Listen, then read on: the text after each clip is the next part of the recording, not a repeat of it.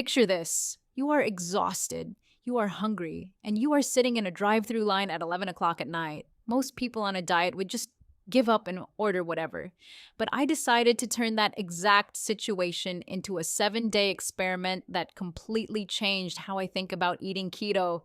I ate nothing but keto fast food for an entire week.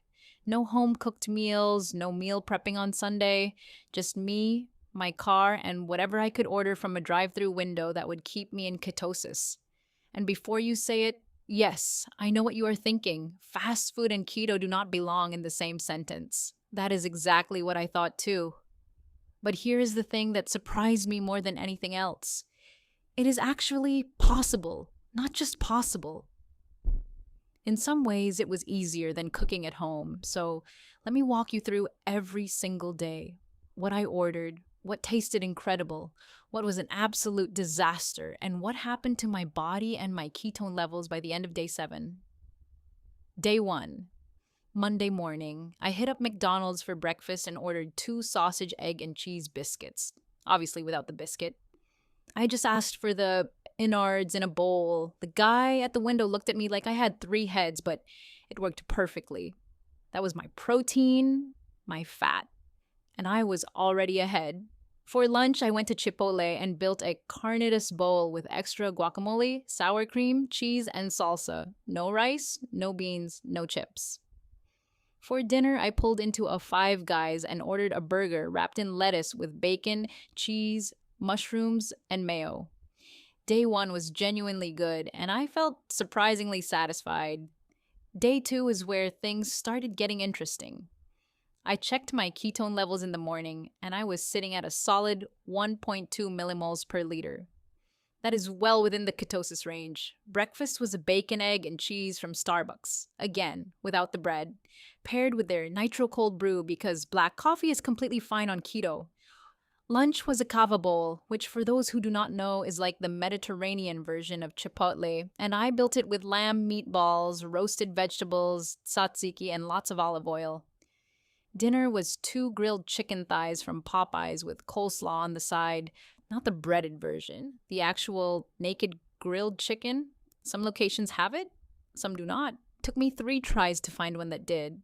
By day 3, I was starting to notice something. The biggest challenge was not finding food. It was the social pressure and the boredom. When you do not have a meal to look forward to making, eating becomes almost purely functional. And fast food has a way of making everything taste kind of the same after a while. Breakfast was a sausage and egg bowl from Panera. Lunch was a plain burger from Whataburger without the bun and without ketchup because ketchup has hidden sugar. Dinner was the Chipotle bowl again because it was the most satisfying option I had found so far and I needed comfort.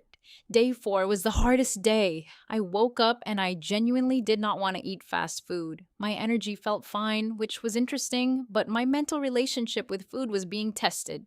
Breakfast was hard-boiled eggs I ordered from Dunkin' because they sell them and most people have no idea. Lunch was a grilled chicken sandwich without the bun from Chick-fil-A with a side salad and no croutons. Dinner was a steak bowl from Qdoba with all the good toppings and absolutely nothing that came from a grain. My ketone levels that evening were at 1.8, higher than when I started.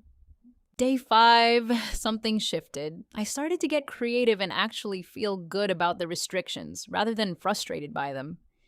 Breakfast was a Jimmy Dean's sausage crumble bowl from a gas station that I heated up in a microwave.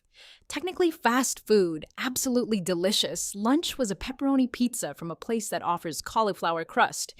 The crust itself still had some carbs, but I was tracking everything and it fit within my daily limit. Dinner was a massive salad from Wendy's with grilled chicken, bacon, cheese, and a packet of ranch. Simple, satisfying, and almost 0 carbs. On day 6, I want to talk about something real. The social experience of fast food on keto is genuinely awkward. Every single cashier, drive-thru employee reacted to my order with some kind of confusion.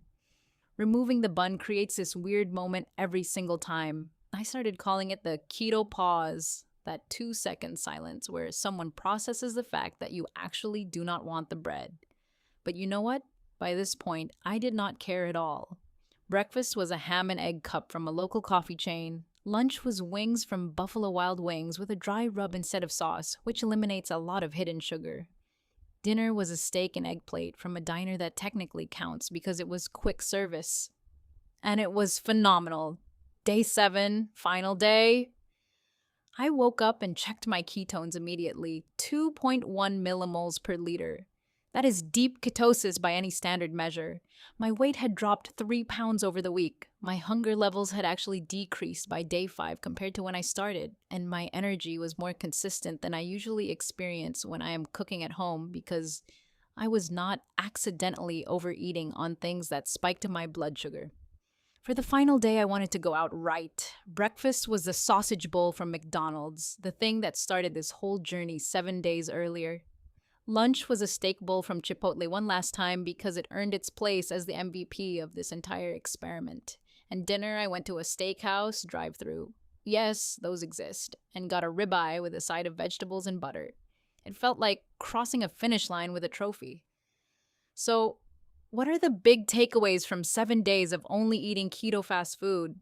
First, it is completely doable. The variety is wide enough that you will not starve or feel deprived if you know what to look for. Second, the key is customization. Almost every fast food restaurant will accommodate you if you ask. Remove the bun, replace the rice with extra toppings, ask for sauces on the side, skip the fries entirely and get a water or a black coffee.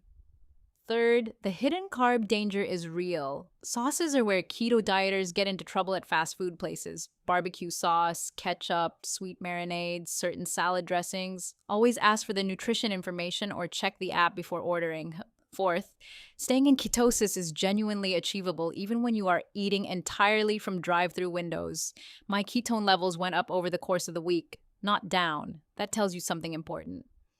And fifth, if you are someone who avoids starting keto because you think your lifestyle is too busy or too unpredictable, this experiment proves that excuse simply does not hold up anymore. The food is out there. You just have to know how to order it. Would I do 7 days of keto fast food again? Probably not back to back. By day 6, the monotony was real, and cooking your own food gives you so much more control over ingredients and quality. But as a tool for traveling, for hectic weeks, or for those nights when the drive-thru is your only realistic option, keto fast food is an absolutely legitimate strategy. If you want me to do a full breakdown of the best keto options at every major fast food chain, comment the word keto below and I will make that video next. And if you are doing keto right now and you have found a drive-thru hack that actually works, drop it in the comments because I read every single one